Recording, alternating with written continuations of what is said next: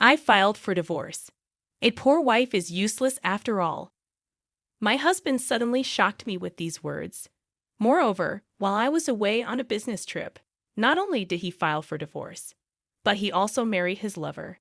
Furthermore, my husband said, "You, a poor person, married me for my wealth, right? I won't fall for that, so give up any claim to the property." As if I married him for his money. When I confronted my indifferent husband, who had always treated me like a poor person and scorned me since our marriage, he started to unravel. Ultimately, he spiraled down to rock bottom. My name is Karen, 35 years old. My father passed away when I was in kindergarten, and since then, my mother raised me and my sister by herself. I was grateful to my mother, but deep down, I always wished I had a father. Of course, I didn't necessarily want a new father, but I always dreamed of living happily ever after with my husband, surrounded by children, though I didn't know how many we have. Life on just my mother's earnings was far from wealthy, but we were happy as a family of 3. However, the poverty I grew up with never left me, even after I started working and earning a decent salary. Even when I was single, my grocery shopping at the supermarket centered around discounted items, and I would stock up during sales if the items wouldn't go bad. Eating out was out of the question, and for meals alone, I wouldn't even buy convenience store bento. For drinks, I would bring tea in a thermos. Before I knew it, saving money had become like a hobby of mine. I married my husband John 4 years ago. We met through an acquaintance and hit it off. Unlike me, who grew up poor, John was wealthy from a young age, and our views on money and values were completely different. However, I was drawn to his kindness and the new world he showed me. We started dating soon after meeting, and as I was over 30 and eager to get married, we tied the knot in less than a year. We decided to move into my apartment, which was close to both our places. It was a company-subsidized apartment, so the rent was quite cheap. One of the reasons we chose it as our new home. After marriage, I continued paying the rent, and John contributed to other living expenses. This was how our married life began. John had a somewhat traditional view of gender roles, believing women should quit their jobs and take care of the home after marriage, and that men should support women while women managed the household. I found these views of his cool and masculine at the time. Before our marriage, he suggested I become a homemaker, saying he would support me. He probably thought of me as a domestic woman, good at cooking and cleaning, which made me happy at that moment. However, I loved my job and had important responsibilities at work. I didn't hate household chores, but being a full-time homemaker wasn't an option for me. If I quit my job and became a homemaker, we would have to leave this apartment as its company subsidized. Moving to a similar apartment would significantly increase our rent and moving costs. Honestly, John's salary wasn't that high. If we had children, our financial needs would increase, and I would inevitably need to keep working. Thinking about our situation, I decided to earn as much as I could while I could. And since I was paying the rent, I felt I needed to continue earning. I subtly brought up these points, including the need to move out of the apartment, in a conversation with my husband John. This was probably the first time I contradicted his opinions. "Hey, about you wanting me to be a homemaker. I'll take care of the house, but can I continue working until we have kids? I want to save as much money as we can for now." "Huh? Are you saying my salary isn't enough? Or do you just want more money to spend?" "It's not like that. Kids are expensive, and I want to save up for that. I can even use my earnings for our living expenses. It's better to have more money, right?" "Right. Your annual income is $115,000, right?" "It's not much, just enough for the rent, but it's better than nothing. It's better than lounging around at home." "All right, but don't slack off on the housework." $115,000? "Yeah, but thank you. I'll keep working until we have kids, of course. I'll take care of the house too." Though I felt uneasy about some parts, I managed to convince him to let me keep working, but in hindsight, this might have upset him. Balancing work and household chores was harder than I expected. My days were incredibly busy. I was a full-time employee, not part-time. I woke up early to prepare breakfast, lunch boxes for both of us, and to do some prep for dinner and tidy up the house. When I got home, I prepared dinner, heated the bath, and did laundry after John went to sleep. Honestly, there was barely any time for us as a couple, and I began to wonder if this was really what a marriage should be like. On the other hand, John, who acted like a traditional husband, did absolutely nothing at home. He must have seen how busy I was with household chores, but he would just eat dinner, drink beer, and relax when he got home. He'd bathe alone as soon as it was ready, then go to his room. I wished he would help out a bit, given how hard I was working, but I couldn't say anything, fearing he'd tell me to just quit my job. Despite his lack of help at home, I naively hoped he would change once we had kids. However, our relationship had grown distant, making the prospect of having children unlikely. I decided to discuss it with John. Hey, we should start thinking about having kids, right? Hub, kids, you're quite energetic considering you're tired from work and chores. It's not about that. I want to have children. We haven't been married that long. Isn't it too early for kids? Maybe for you, but I'm already over 30. Women have a limited time to have children. It's getting harder to conceive as I get older. It's almost too late. Then we don't need kids. If we have one, you'll expect me to help, right? You know I'm busy with work. I won't help with child rearing. What? Declaring you won't help with child rearing even before they're born is strange, isn't it? I plan to raise them alone, but shouldn't you at least have the intention to help? It's your child too. Child rearing is your job. I'm working to support the family, so I definitely won't help with the kids. You'll just complain that I don't help and that you're doing it alone, making me the bad guy. You must have been indoctrinated with a poverty and lots of kids since birth. We're not poor. We don't need kids. End of discussion. John abruptly ended the conversation and went to his room. Standing alone in the living room, I was overwhelmed by tears. Not only was my wish for children rejected, but also my upbringing was mocked. Following this incident, our relationship deteriorated rapidly, and we hardly spoke anymore. There were no children and barely any communication. Maybe it was time to consider divorce.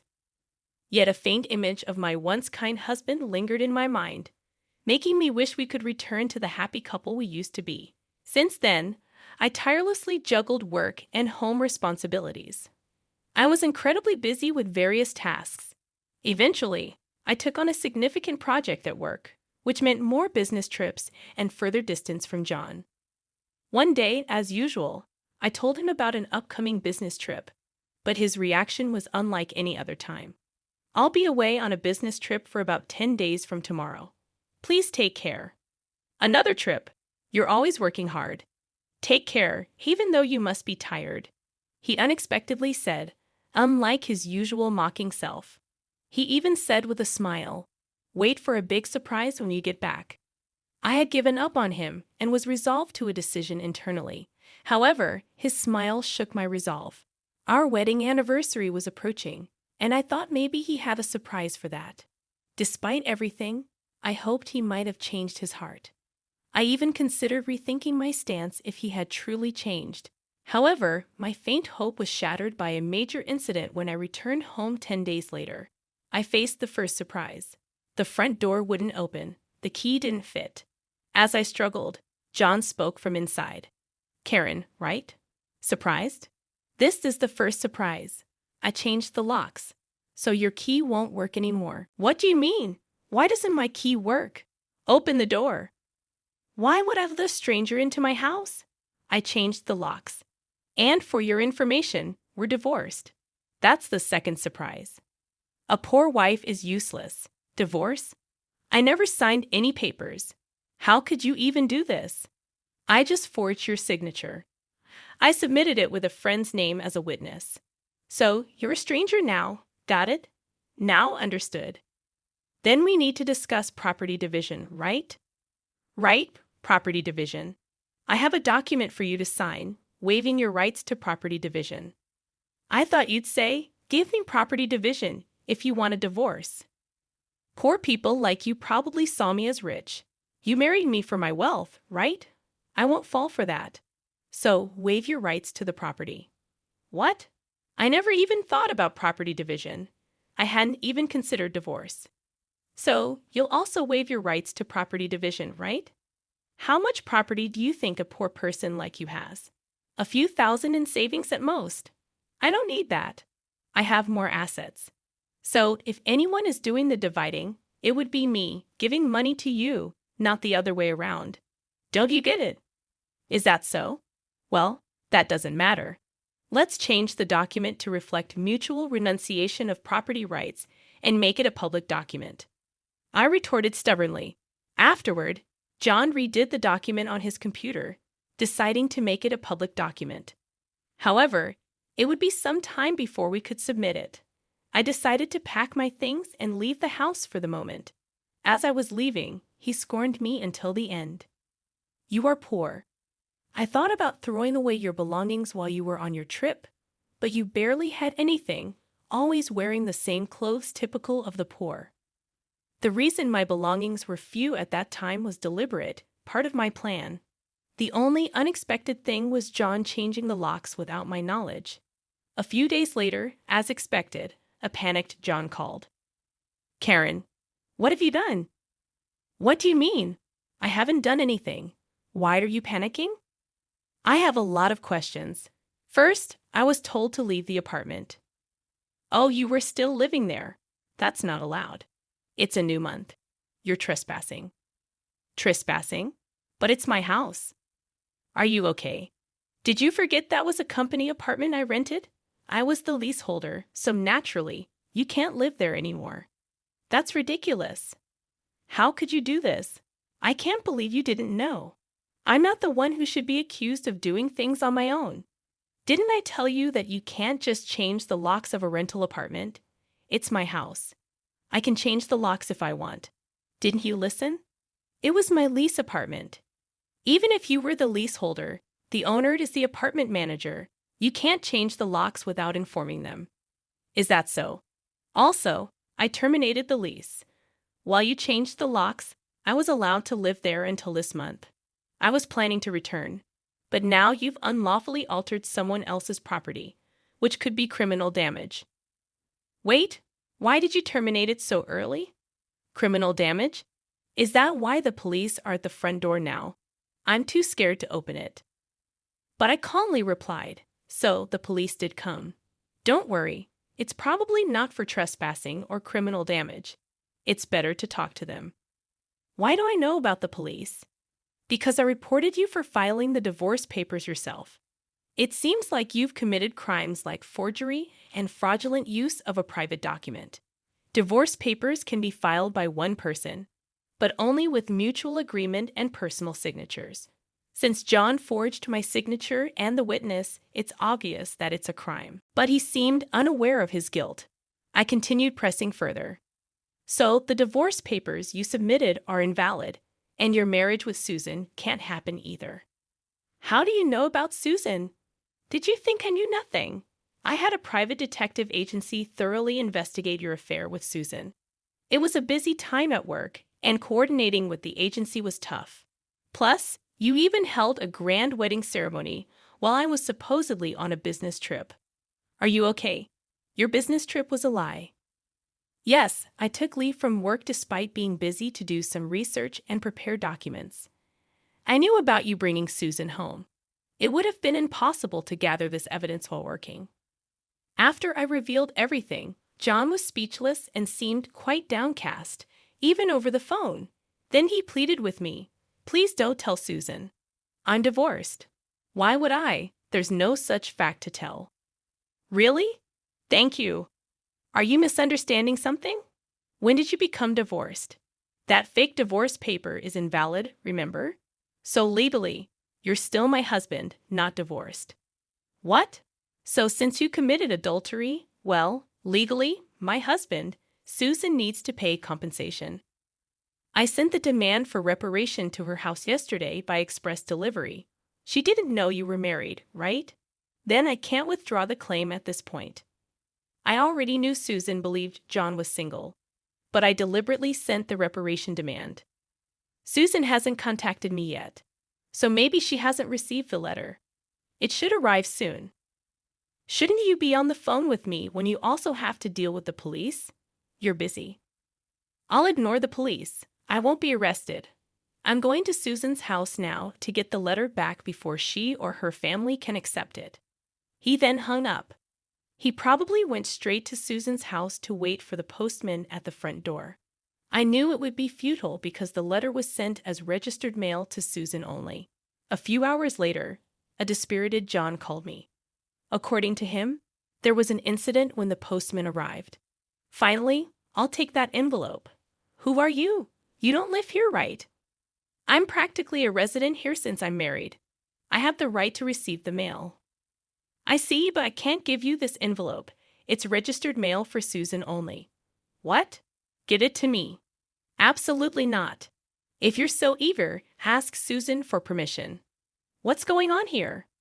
Oh, John, what's all this noise? What's happening? Ah, Susan, this is registered mail for you. This man insisted on taking it. Sorry for the disturbance. Now, I'll be on my way. What's this? A demand for reparation? John, you were married. What's going on here? Sorry, it's just, she's an ex-wife from a long time ago. I was embarrassed to say I'm divorced. I'm sorry for keeping it secret, but it's strange, isn't it? We haven't been dating long, and a demand for reparation? If you were divorced before we started dating, there shouldn't be any problem, right? Well, my ex-wife is crazy. Maybe she's demanding reparation out of spite because I got married. That was the excuse he gave, but such a lie was quickly exposed. The envelope included a letter. I wrote along with my contact information, so Susan called me directly. In that call, I told her about the affair, the invalid divorce, and that they had a wedding ceremony while he was still married to me. Although they had a wedding ceremony, they hadn't submitted the marriage registration yet. John wanted to submit it on You Good Coos Day, so it was still pending. He probably delayed submitting the marriage registration due to uncertainty about whether the divorce was finalized. After being exposed, Jan fled from Susan's house and shamelessly contacted me again. I still had something to tell him, so we agreed to meet at a nearby cafe. As soon as I arrived, John said, "Karen, please withdraw the reparation claim. Let's pretend we've been separated for a long time and officially divorced. Now I can apologize to Susan for being secretly divorced and maybe cover it up. You think I'm desperate to stay married to you. I was going to file for divorce anyway, but since you cheated, you'll pay reparation. Just trying to extort money from me, huh? Typical of the poor, you have such a poor heart. You're talking nonsense. Depending on my answer, everything can change. There's still an option where we don't divorce. If I say no, you can't reject it, meaning you can't marry Susan and your marital status will be exposed. Fine, I'll pay the reparation. Just divorce me now. Sign here. Then about property division. Property division? How much more do you want to take from me? Reparation should be enough. Remember, we agreed to waive property division, right? So let's make it official.